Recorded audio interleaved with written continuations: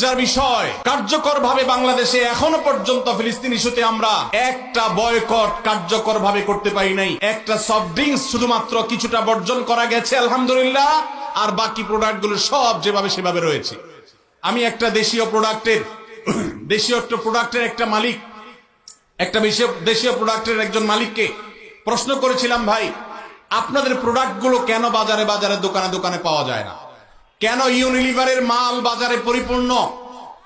কেন যারা আমাদের সমাজে 14ই ফেব্রুয়ারিতে আমাদের তরুণদের চরিত্রকে ধ্বংস করার নীল নকশা করে সেই ক্লোজ আপ কেন আমার দোকানে থাকে? কেন আপনাদের পেস্ট দোকানে নাই?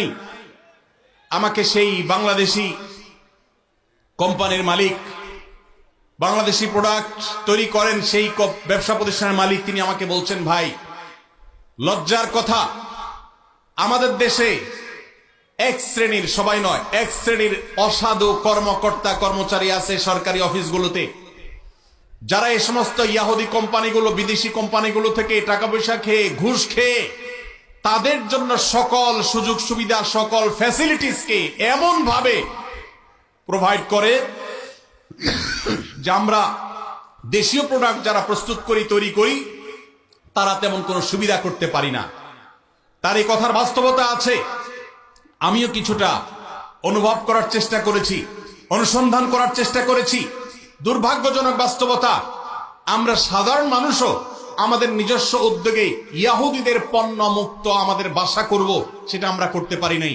মনে রাখবেন, আপনি যদি ইয়াহুদিদের পেস্ট না কিনেন, তাদের সাবান না কিনেন, তাদের প্রসাধনী না কিনেন, তাদের কোন প্রকার আইটেম আপনি না কিনে তার জায়গায় যদি একটা মুসলিম দেশের তৈরি করা, আপনার নিজের দেশের তৈরি করা কোনো জিনিস আপনি নেন, কোয়ালিটি যদি একটু খারাপ হয়, দাম যদি একটু বেশিও পড়ে, আপনার এই কিনার কারণে, এই যে আপনি স্যাক্রিফাইস করলেন, একটু কম কোয়ালিটির জিনিস নিলেন, আবার দাম একটু বেশি দিলেন, এই স্যাক্রিফাইসটা কিয়ামতের ময়দানে ফিলিস্তিন ইস্যুতে আপনি আপনার ন্যূনতম দায়িত্বটা পালন করতে পেরেছেন, এই হিসাবে আল্লাহর কাছে হাজির হবে। এর সওয়াব আপনি আল্লাহর কাছে লাভ করবেন ইনশাআল্লাহ।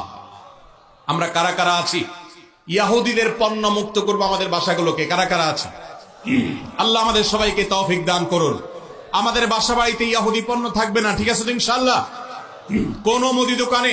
কোন মুদি দোকান থেকে আমরা ইয়াহুদি পণ্য কিনবো না, প্রয়োজনে আমি সফট ড্রিঙ্কস গিলবো না, দেশিটা থাকলে খাবো, না হলে খাবো না। ভাইরা আমার, অতএব আসুন ফিলিস্তিন ইস্যুতে আমরা আল্লাহর কাছে চোখে পানি ফেলার পাশাপাশি সর্বশক্তি দিয়ে যৌক্তিক এবং যথাযথ প্রতিবাদ আমরা প্রত্যেকটা মানুষ যার যার জায়গা থেকে অব্যাহত রাখি এবং আল্লাহর কাছে একটা ফরিয়াদ করি। ও আরশ আজিমের মালিক,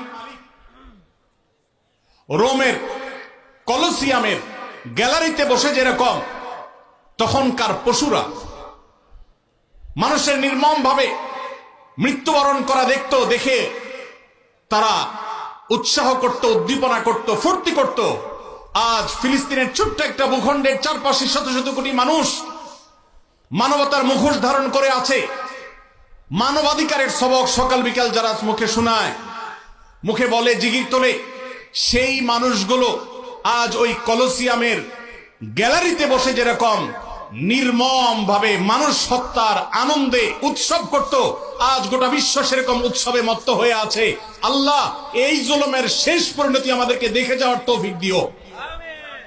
এই জীবদ্দশায় যেন আমরা এই জুলুমের শেষ দেখে যেতে পারি। আল্লাহ আমাদের সবাইকে সেই তৌফিক দান করুন। ভাইরা আমার, আমরা সবাই যার যার দায়িত্বটা পালন করবো তো ইনশাআল্লাহ। আল্লাহ আমাদেরকে সেই তৌফিক দান করুন।